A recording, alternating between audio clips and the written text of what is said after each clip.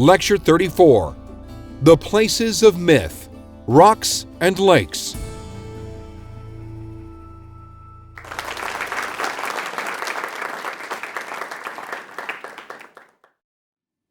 In this lecture, we start our unit on sacred places. Sacred places is a somewhat unusual category for myths, but an inevitable one because every myth has to happen somewhere.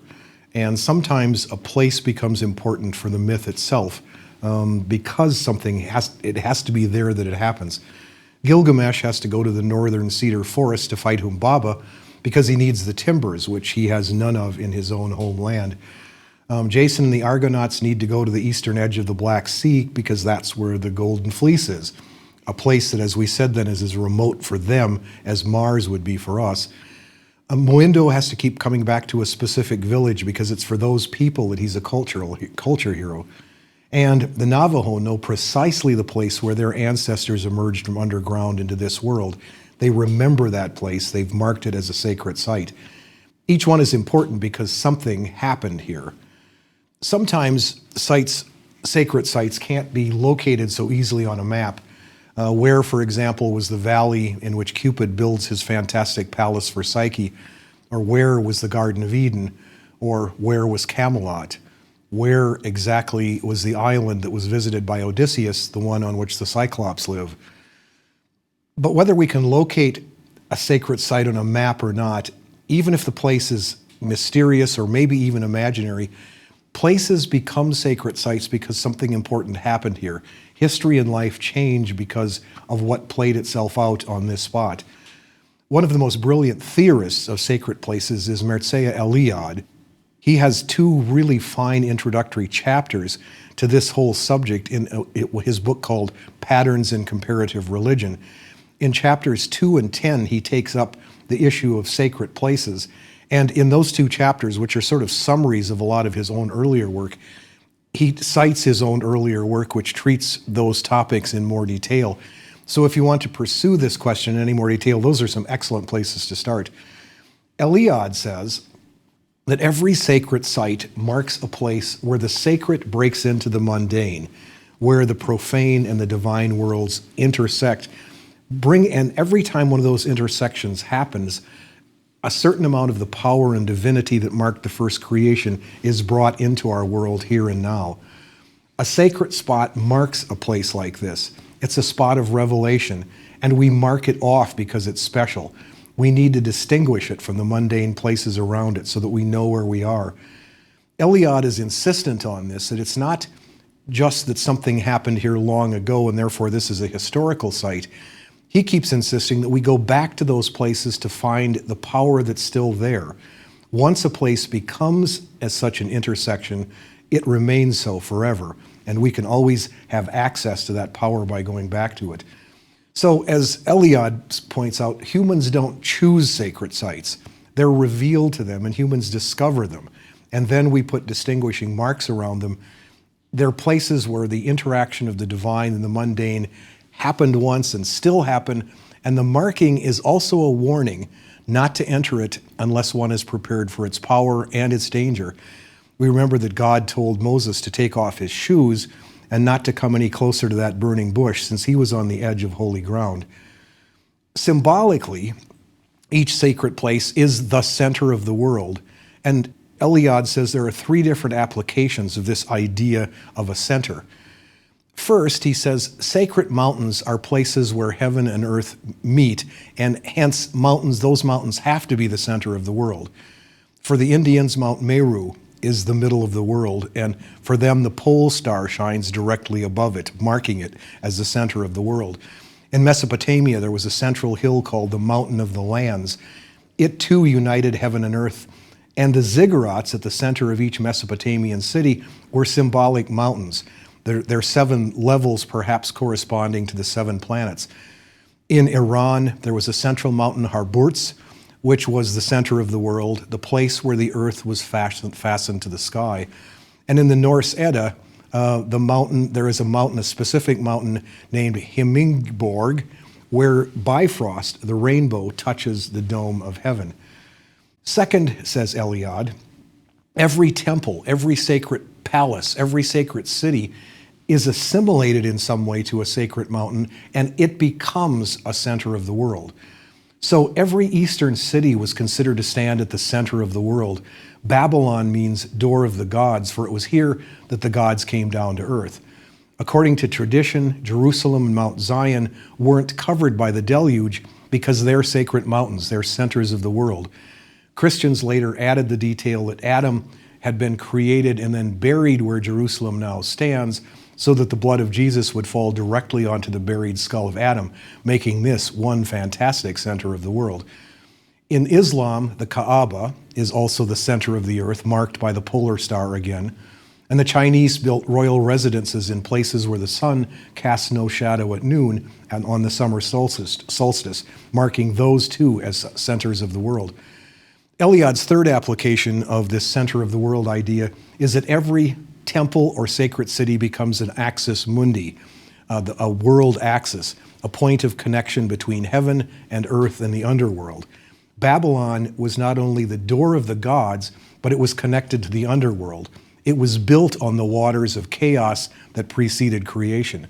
The Roman temple, too, was understood to be a place where the heavenly, the earthly, and the underworld all meet. Sometimes the center of the world was imaged as an omphalos, that is a navel, the navel of the earth. Delphi was thought of in this way by the Greeks. The idea here is that as an embryo proceeds from the navel, so the world was created like an embryo, spreading out from a single point. Humans, too, are always created at this earth's navel. And there are other images of the center of the world, including a world tree and a labyrinth, some of which we'll get a chance to look at in later lectures. Eliad says that all of these symbols and images are for us a kind of nostalgia for paradise, the desire to get back to the heart of the world and to be at one with reality, to be at one with the sacred, to transcend our natural, normal state of affairs to become one with the divine. That there can be more than one center of the world, and in fact there could be many centers of the world, isn't a paradox for Eliad. He says sacred space can have many places in a single center, so every synagogue, every temple, every altar, every church, every medicine wheel can be a center of the world. Each one reveals that same human longing for transcendence and a sacred place, a way to come back into contact with the powers that created the world. There are other ways of thinking about sacred places and other ways of classifying them. One of them comes from a classic work on Native American religion by Vinay Deloria. The book is called God is Red. He divides sacred sites into 4 different types based on the idea of agency and ranging from purely human agency at the one hand to purely divine at the other. The first type, he says, is a place where something important happened, but the agents are purely human. His own example in his book is Gettysburg National Cemetery, a place which was hallowed, as President Lincoln put it, by the last full measure of devotion of those who fought and died there. It's a sacred place, and we visit it as such because it represents for us an idea of union, and perhaps the idea that one day we might be asked to do what the soldiers did there, that is, to give our lives for a cause that we hold dear. Deloria says that Wounded Knee is the same kind of site for Native Americans. And in this category are all the places which became sacred because of what humans did there. His second type is a place where something holy has happened, where in some way some miracle has happened. The holy has entered into ordinary life. His example is Joshua leading the Hebrews dry shod across the River Jordan into the Promised Land. After the crossing, Joshua has one man from each of the 12 tribes bring a large stone, and the stones are then set up as a monument to the future, so that future generations would remember that the waters of the Jordan ceased to flow before the Ark of the Covenant of the Lord here, now, in this place. In this kind of category for Deloria, the holy has entered ordinary life in ways that are consistent with Eliad's account of sacred places. What happened here was really something of a miracle. Scott Leonard and Michael McClure, in their book Myth and Knowing, suggest that there are a lot of places like this in the world too. Lourdes in France is such a place where the Virgin Mary appears and makes her presence felt. So is Mecca in Saudi Arabia at the Kaaba, where a black stone is said to have miraculous powers. These places are all sacred because the divine and the mundane have intersected in ways that are still extraordinarily important to the people who experience that intersection here in the here and now. The third type of sacred site for Deloria is what he calls sites of overwhelming holiness. These are places where the higher powers on their own initiative have revealed themselves to humans. These, he says, are not just miracles, but direct revelations. His example, again, is from the Old Testament. Moses is herding his father-in-law's flocks near Mount Horeb when he sees a bush burning with a fire that keeps on burning but doesn't consume the bush. God speaks to Moses from the bush, and as Moses approaches the bush, God reminds him to take off his shoes and not come any closer, since this is holy ground. Leonard McClure say that places where Native Americans go on their vision quests are places like this. So is the Oracle at Delphi, and so is Ayers Rock in Australia. Deloria says that these places are so sacred that they will remain so even though people of different cultures and religions come and go. That is, a different religion, a different culture can move in. They will still acknowledge this to be a sacred site. We know, for example, illustrating his point, that most Christian shrines and churches are built on sites that had been sacred long before the coming of Christianity. The Kaaba was already a sacred site before Islam. They are sacred because God or the gods on their own have revealed themselves here. Deloria's fourth type we'll just mention in passing. This one can't figure in myths, at least not yet. But he says that the fourth type is a kind of revelation that happens in a new location. Every sacred site is local. Every revelation is specific to that place. So we have to be prepared for new revelations. When we move to a place where there may be a new revelation, or a new place may become sacred because something that hasn't happened yet but that will happen there. This has been a really difficult category for Native Americans. The Supreme Court ruled that in order for them to protect a site, they have to prove that it's been sacred for a long time. So what that ruling doesn't allow for is this fourth category, the category of things that haven't happened yet. And it's an important one for people whose religion is still alive and not just a historical relic.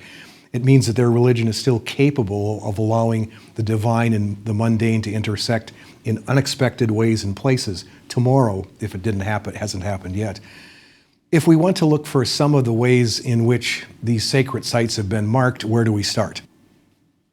Alistair Shearer, in a book called The Spirit of Asia, says that stones are probably the oldest markers of sacred sites and have been so for the longest time, dating all the way back probably to the Neolithic.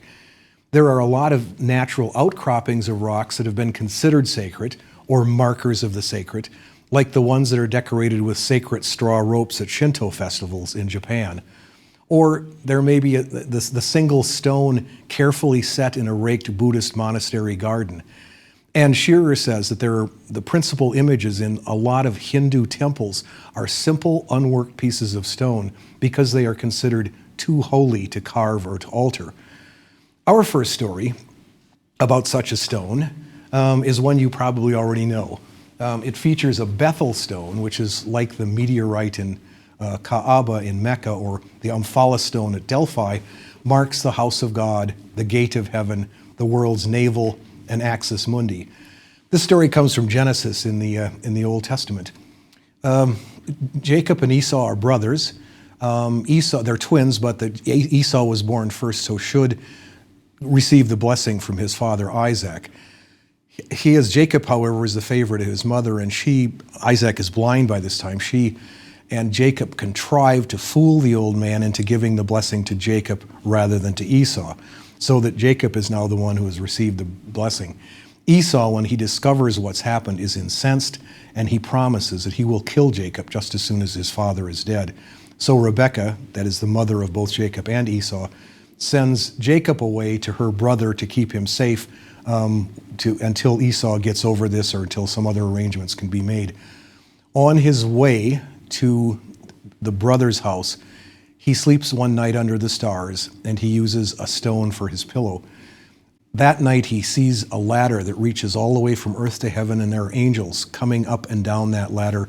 And at the very top of the ladder itself is God himself, who tells Jacob that he will give him the land on which he's sleeping now, and his descendants will become as numerous as the dust of the earth, and that one day all of the children of the earth will be blessed because of the descendants of Jacob.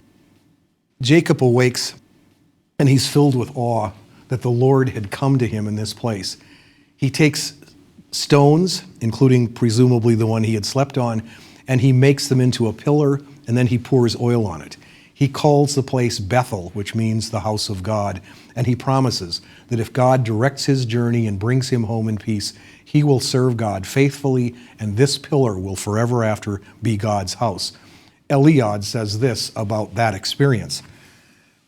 The stone upon which Jacob slept was not only the house of God, it was also the place where, by means of the angel's ladder, communication took place between heaven and earth. The Bethel was, therefore, a center of the world, like the Kaaba of Mecca or Mount Sinai, like all temples, palaces, and centers consecrated by ritual. Its being a ladder uniting heaven and earth derived from the theophany which took place at that spot. God manifesting himself to Jacob on the Bethel was also indicating the place where he could come to earth, the point at which the transcendent might enter the immanent. A good example of a sacred stone, or a stone marking a sacred place. Our next example features rocks too, but in quite a different way from the Jacob story. In central Australia, in the Northern Territory, there are two rock formations, the Olgus and Uluru. The second one is also known as Ayers Rock. It goes by different names, but almost all the people who live in this territory have what they call a dream time, or dreaming time, or the dreaming. The dream time was the primordial time when the ancestors traveled across Australia. They created the landscape, they set up the forms of society, and as we've noted before, they deposited the souls of unborn children in rocks and caves and sacred places. Each place where they slept or hunted or fought now becomes a sacred place, a place that was left behind in the dream time. Each such place is a landmark and is a sacred place which is infused with the spirit of these ancestors. And that energy can be released by people who visit it simply by touching or looking or blowing smoke against those sacred places. Eliad says that in central Australia, there's actually a rock that has a slight opening on the one side, out of which emerge the souls of unborn children. So women who want to get pregnant can simply walk past there, and those souls will climb out of the rocks and enter the woman. He said if a woman does not wish to be pregnant and has to walk by there, what she will do is she will crouch over, walk with a stick, and say very loudly so those souls of unborn children can hear, "Do not come near me, I am an old woman." At any rate, that's the kind of thing that the sacred places in this part of Australia are all about. But dream time for these people, as Eliad would point out, isn't just an epic of the past. Ancestral spirits associated with this place are reincarnated in ways in people either who are born there or people who, through certain rituals, visit them. And the dreaming time can bring people into contact with those ancestral spirits that are associated with certain places. In some cases, they can actually almost become that ancestor by recreating his or her journey or through ritual to achieve this kind of union. Since the ancestors left their tracks in the landscape, which they call the dreaming tracks or song lines, people can travel those routes and sing and tell stories as they travel. In the process, they can become one with the ancestor in the landscape, making this a truly sacred site. James Harper, about this aspect of dream time, says about this in a book called The Atlas of Sacred Places. Thus, the Western concept of history as a series of events irrevocably consigned to the past is alien to the Aborigines. For them, the dreaming and the journeys of the ancestors are an ever-present reality in which they can actually participate by ceremonial singing, storytelling, and dancing. The land is a living text, its topography printed with dreaming lore, and the song lines that crisscross the continent are sacred paths leading the initiated into an eternal dimension. Once again, a really clear indication of what Eliade means by sacred sites being those places where the sacred and the profane overlap and still have that power to this day. Perhaps Uluru, or Ayers Rock, may be the most sacred of all such dreamtime places, since so many song lines or dreaming tracks come together here in a giant monolith that's about 1,300 feet high.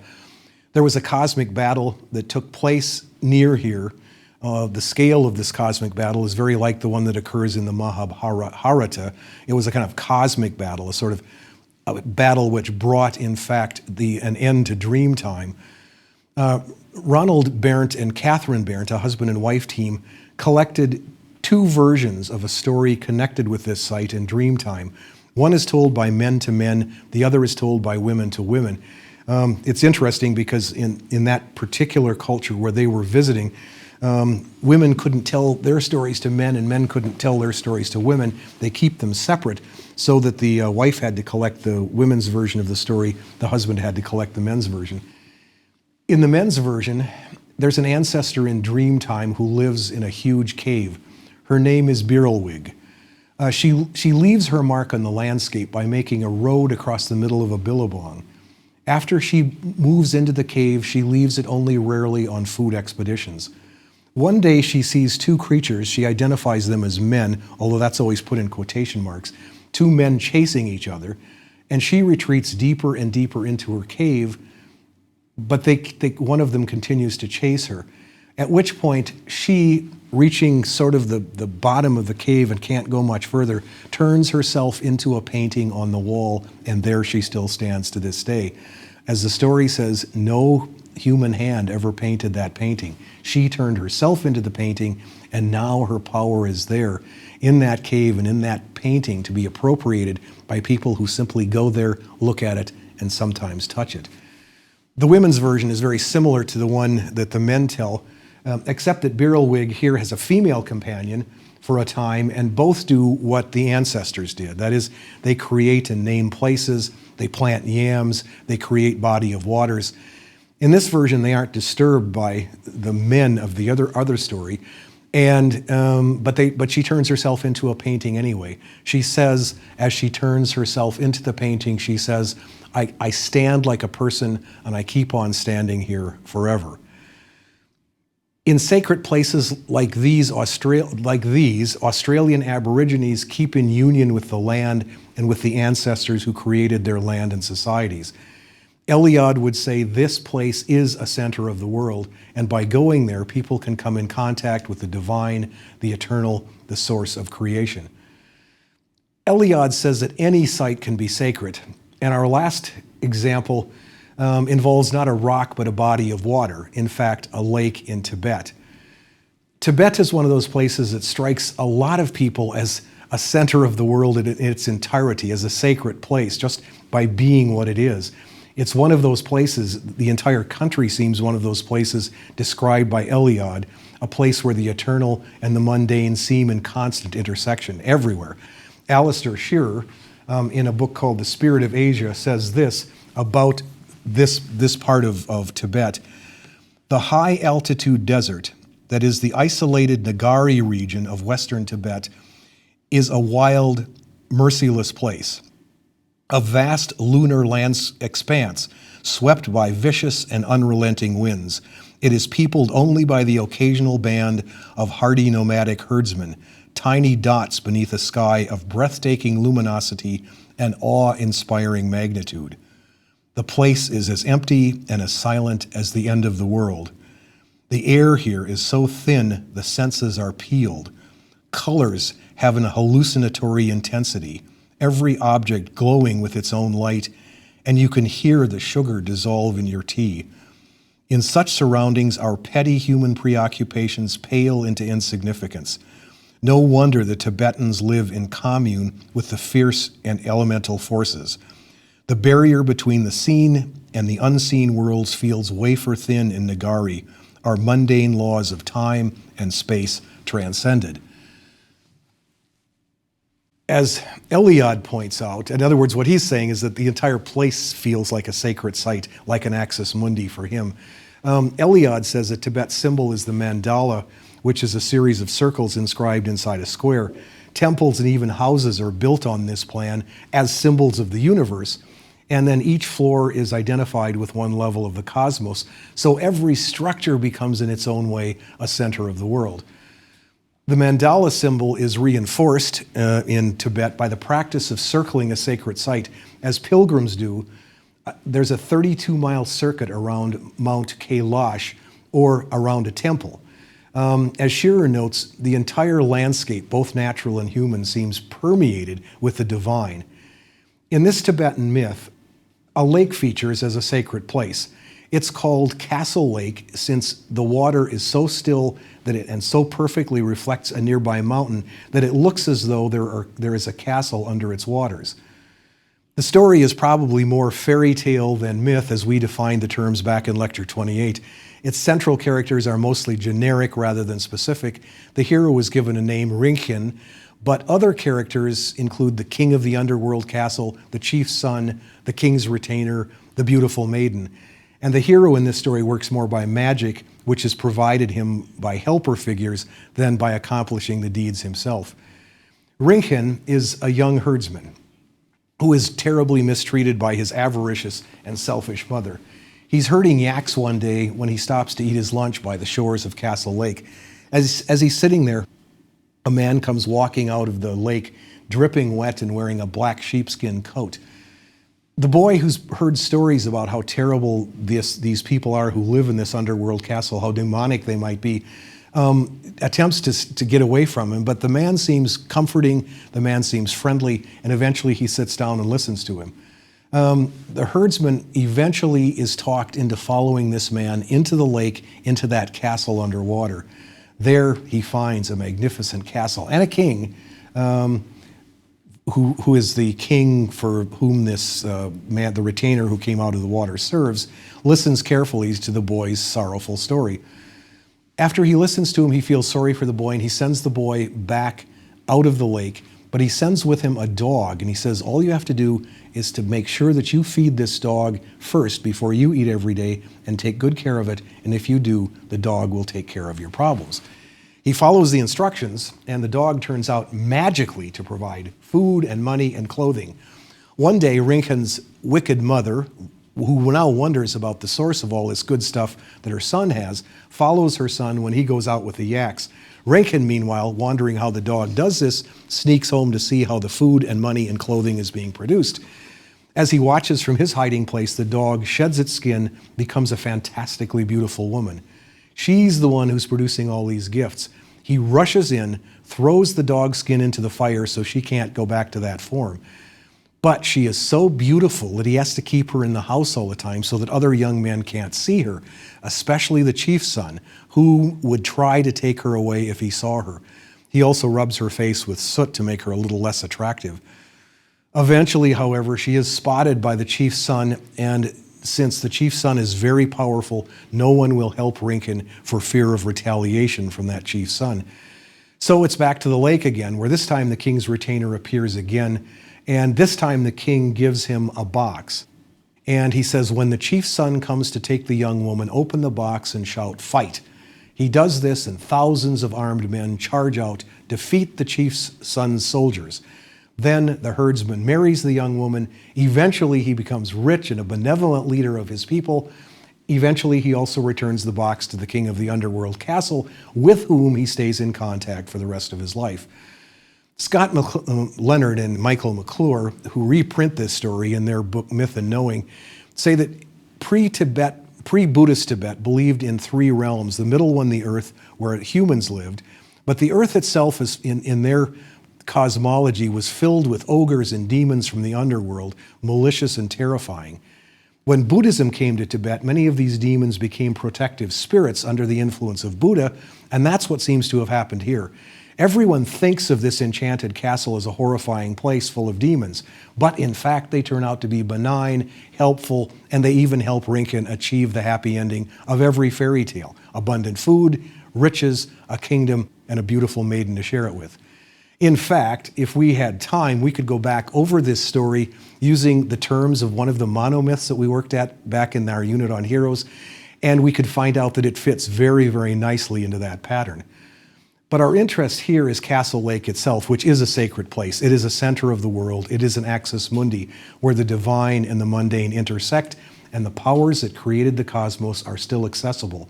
Like Jacob and his ladder, or the Australian Aborigines finding song lines in their ancestral caves, Rinken finds one of those places where the worlds intersect. And his human humdrum, ordinary life, symbolized by his cruel and demanding mother, is transcended, is redeemed, is transformed into something entirely different, symbolized in this fairy tale by wealth, status, and then the beautiful bride, the prizes that are always won by successful heroes at the end of their quest. Next time, we'll take up perhaps the single most important category of sacred places across the world: sacred mountains. Almost everyone who has lived near mountains, and many people who haven't, have seen mountains as the clearest and most powerful example of sacred places where the divine and the ordinary, and sometimes the demonic underworld as well, intersect. We'll start on our mountains next time.